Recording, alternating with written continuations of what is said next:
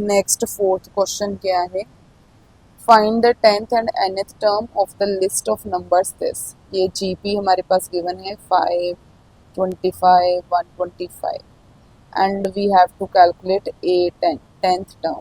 अब हमें मालूम है जर्नल टर्म क्या होती है, A N equals to A into R is to power N minus one. तो यहाँ पर अगर हमें एन आर एंड ए की वैल्यू मालूम हो तो हम कोई भी टर्म निकाल सकते हैं। ए क्या है इस जीपी के लिए, ये हमें फाइंड आउट करना है, ठीक है। ए क्या है, फर्स्ट टर्म होती है दैट इज 5। दूसरा आर, आर कैसे निकालते हैं, कोई भी टर्म की रेशियो उसकी प्रीसीडिंग टर्म के साथ। अगर ये A1 A2 A3 है then A2 divided by A1, A2 divided by A1 equals to 25 divided by 5। तो ये आ जाएगा 5 1 जा 5, 5 5 जा 25 दैट इज 5। आर की वैल्यू क्या आ रही है 5। ए भी आ चुका है, आर भी आ चुका है। एन क्या है, अगर A10 फाइंड आउट करना है इट मीन्स एन क्या है 10।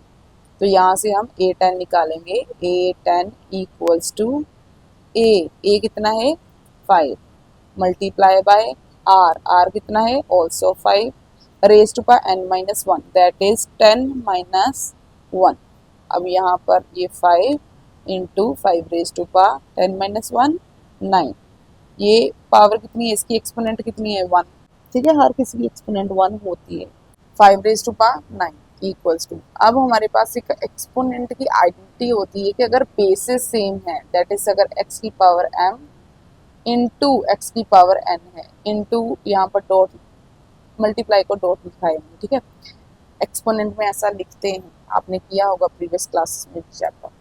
तो यहाँ पर अगर बेसिस सेम है तो x रेज टू पावर क्या हो जाएगा, पावर्स क्या हो जाएंगी ऐड, m प्लस n, ये ऐड हो जाएंगे।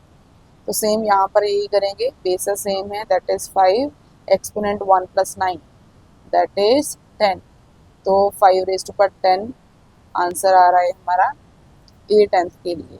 सेकेंड उन्होंने nth टर्म फाइंड आउट करने को बोला है, तो nth टर्म के लिए जर्नल फॉर्मूला तो यही है, ठीक है, जर्नल टर्म का। an इक्वल्स टू a की वैल्यू क्या है 5 इंटू आर की वैल्यू कितनी है also 5। A N find out करना है, इट मीन्स यहाँ पर हमें n की वैल्यू पुट नहीं करनी है, ठीक है। यहाँ पर क्या लिखेंगे n माइनस वन। अब हमारे पास एक्सपोनेंट का एक और आइडेंटिटी होता है, अगर बेसिस सेम है एंड डिवाइड में है, ठीक है, m इसकी पावर n है, इसकी m इसकी n और ये डिवाइड में है, तो एक्सपोनेंट्स क्या हो जाती हैं माइनस m माइनस n हो जाएगा, ठीक है।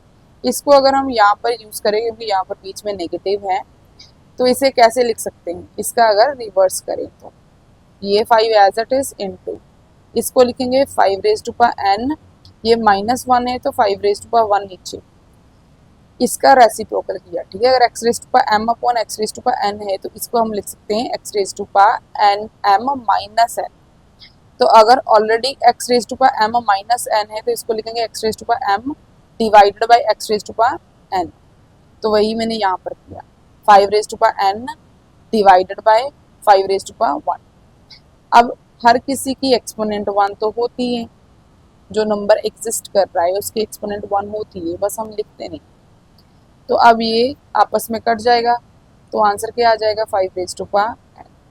तो an कितना आ रहा है 5 रेज टू पावर n और A10 कितना आ रहा है 5 raise to power n। That's it.